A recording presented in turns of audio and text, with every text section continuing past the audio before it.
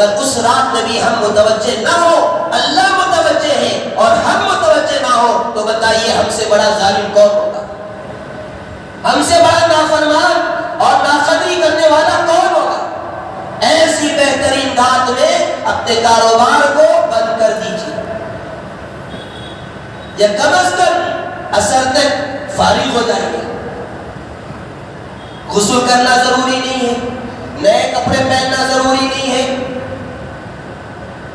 یہ کوئی عید نہیں ہے۔ مسلمانوں نے عید اپنی طرف سے بنا لیا، 4 عیدیں ہم نے بنا لی، شب برات بھی عید، شب قدر بھی عید، عید الفطر بھی عید، عید الاضحیٰ بھی عید۔ حضور صلی اللہ علیہ وسلم نے صاف حدیث پاک میں فرمایا ہمارے لیے 2 عیدیں ہیں، ایک عید الفطر ہے، ایک عید الاضحیٰ ہے، ہم نے 2 کا اضافہ کر لیا، کوئی عید نہیں ہے۔ ہاں اگر ہماری مغفرت ہو جائے وہ عید سے بڑھ کر خوشی یقیناً ہے، لیکن اس کے لیے نئے کپڑے سلوانا، خاص کر نئے کپڑے پہن کر ہی آنا، اور اس رات میں شب برات کے موقع پر گھروں کے اندر بریانی پکانا ضروری، حلوہ تیار کرنا ضروری۔ کیا کیا بدعات ہمارے یہاں جو کرنے کے کام ہے ہم وہ کرتے نہیں ہیں، جو نہیں کرنے کے کام ہے اس پر ہماری توجہ پوری ہوتی ہے۔ اب دیکھیے شب برات میں قبرستانوں کو بھی سجایا جاتا ہے، پورے سال شب قبرستان اجڑے ہوئے ہوتے ہیں، قبرستانوں کا حال اللہ نیک ہدایت عطا فرمائے بڑا برا ہوتا ہے، لیکن شب برات کے موقع پر، شب قدر کے موقع پر قبرستانوں کو سجا دیا جاتا ہے کہ آؤ ایک نئی بدعت شروع کرو۔ حضور صلی اللہ علیہ وسلم نے شب برات کے موقع پر پوری زندگی میں ایک شب برات کے موقع پر آپ قبرستان تشریف لے کر گئے، لیکن میرے بھائیوں میرے بزرگوں اس بات کو یاد رکھیں، کچھ اعمال حضور صلی اللہ علیہ وسلم کے ساتھ خاص ہوتے ہیں، اور جو اعمال خاص ہوتے ہیں حضور صلی اللہ علیہ وسلم اس کی ترغیب نہیں دیتے اور صحابہ اس کو نہیں کرتے تھے۔ اللہ کے نبی صلی اللہ علیہ وسلم قبرستان تشریف لے کر گئے، کس طرح تشریف لے کر گئے؟ کسی صحابی کو اپنے ساتھ لے کر نہیں گئے، عشاء میں آپ نے اعلان نہیں کیا کہ چلو قبرستان کو، چپکے سے خاموشی کے ساتھ، بیوی کو بھی پتہ نہ چلے، حضرت عائشہ رضی اللہ تعالیٰ آرام فرما رہی ہیں، بالکل خاموشی کے ساتھ آہستہ آہستہ قدم رکھتے ہوئے کہ میری بیوی کے نیند میں خلل نہ پڑے، اس کا خیال رکھتے ہوئے اللہ کے نبی صلی اللہ علیہ وسلم جنت البقیع کو پہنچے۔ حضرت عائشہ رضی اللہ تعالیٰ کا انہوں نے محسوس کر لیا تو ان کے دل میں یہ خیال آیا کہ آج تو میری باری ہے، کہیں حضور صلی اللہ علیہ وسلم دوسری بیوی کے پاس تو نہیں چلے گئے۔ اس تلاش میں آپ نکلی تھی اور جنت البقیع پہنچی،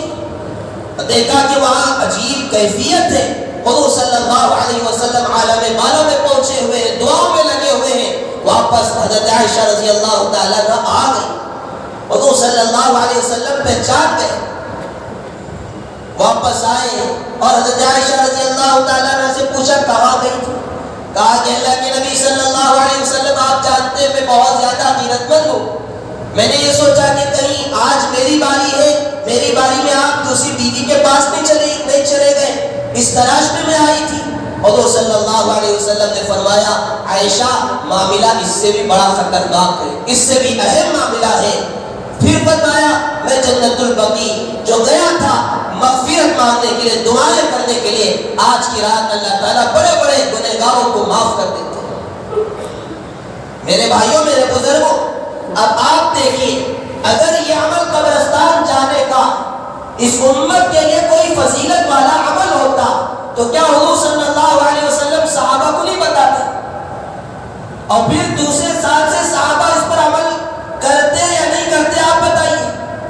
ہم سے زیادہ دین کو جاننے والے حضرات صحابہ اکرام ہیں، ہم سے زیادہ عاشق وہ ہیں، حضور صلی اللہ علیہ وسلم کی ایک ایک ادا پر مر مٹنے والے وہ ہیں۔ آج ہم ان سے زیادہ سمجھتے ہیں کہ ہم دیندار ہیں۔ حضور صلی اللہ علیہ وسلم نے پوری زندگی میں ایک شب برات کے موقع پر آپ تشریف لے گئے، لیکن پھر اس کے بعد صحابہ اکرام نے اس پر کوئی عمل نہیں کیا ہے۔ اس لیے میرے بھائیوں، میرے بزرگوں، ہم یہ نہیں کہتے کہ حرام ہے، لیکن ضرور یہ کہتے ہیں کہ اگر آپ اس کو ضروری سمجھ کر جا رہے ہیں تو یہ بدعت ہے۔ آپ ہر جمعہ جائیے، ترغیب دی گئی، ہر جمعہ جائیے، ماں باپ کے قبر پر تشریف لے جائیے، دعائیں کیجیے، ایصال ثواب کیجیے، لیکن پورے سال نہیں جاتے، شب برات میں جاتے ہیں، اور جانے کے بعد وہاں ایک میلہ ٹھیلا لگایا جاتا ہے،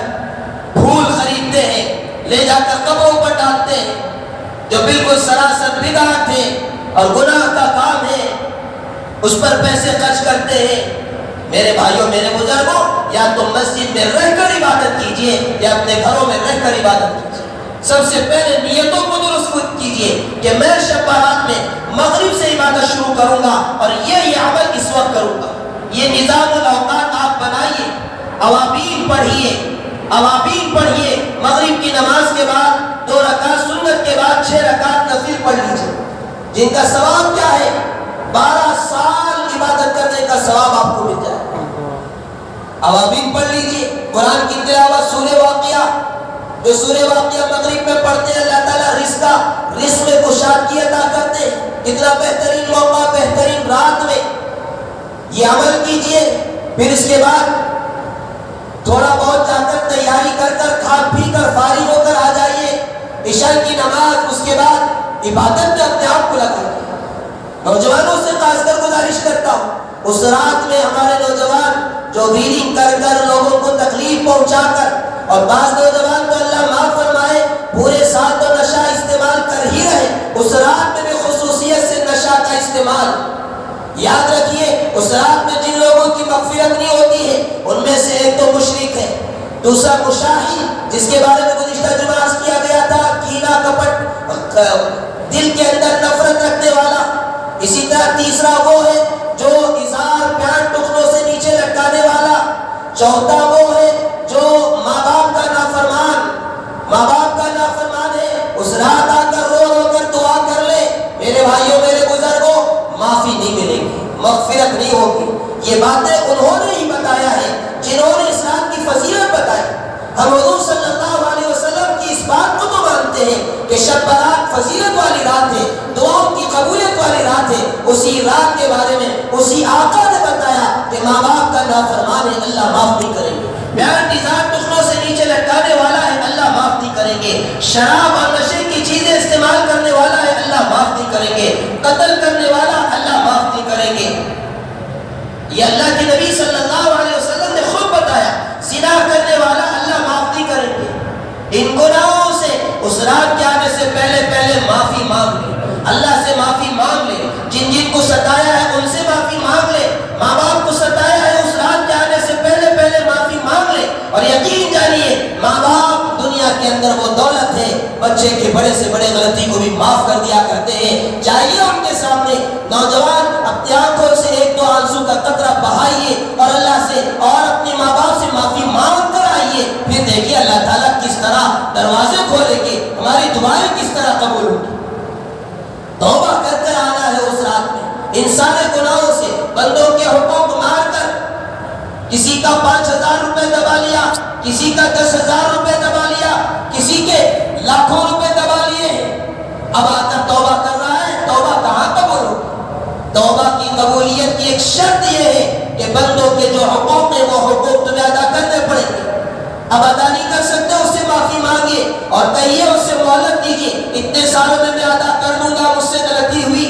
معافی مانگ کر پھر آئیے، پھر شب برات میں اللہ کے دربار میں ہاتھ پھیلا کر کثرت سے دعائیں کیجیے، اللہ تعالیٰ ہماری دعاؤں کو قبول کریں گے۔ بہترین رات ہے، بہترین موقع ہے، پورے سال کے فیصلے ہونے والے ہیں، پورے سال کے مسائل کو حل کرانے کے لیے بہترین رات ہے۔ اس رات کی ہم سب قدر کر لیں، اس رات کے آنے سے پہلے روزے رکھ کر اپنے گناہوں کی معافی تلافی کر لیں، پھر اس رات میں خوب عبادت کریں، خوب اللہ کو راضی کرنے والے اعمال کریں۔ اللہ تعالیٰ مجھے اور آپ سب کو اس پر عمل کرنے کی توفیق عطا فرمائے۔ اللہ تعالیٰ اپنے کرم سے شب برات کی فضیلت کو اور اس کی سعادتوں کو، اس کی برکتوں کو حاصل کرنے کی توفیق عطا فرمائے۔ انشاءاللہ تعالیٰ ایک تو رات شب برات کی بڑی بہترین رات، ہمارے لیے ایک خوشی کی بات یہ بھی ہے کہ آنے والی رات جمعہ کی بھی رات ہے،